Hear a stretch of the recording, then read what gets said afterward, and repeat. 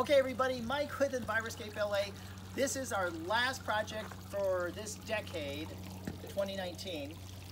This is December 31st and we just finished our last project. It was a morning job.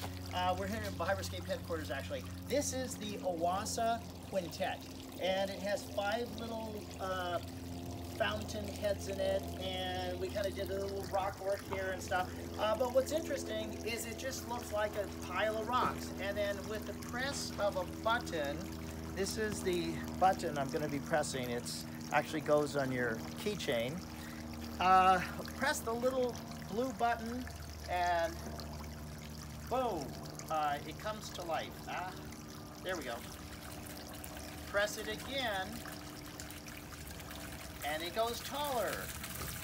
Press it again and they start to vary with height. Press it again and then it's a spitter. And actually it's an amazing little piece of technology. It comes from Germany. I like to call it a Bellagio in a box. And so there we go again. I keep pressing. It has so many, I think it has about 10 or 20 programs to it. Anyway, I can keep it small, or I can go off, or I can go large. Bam. There it goes. And I put an autofill on it so it'll never run out of water. But here we go again. Boom, and it's off.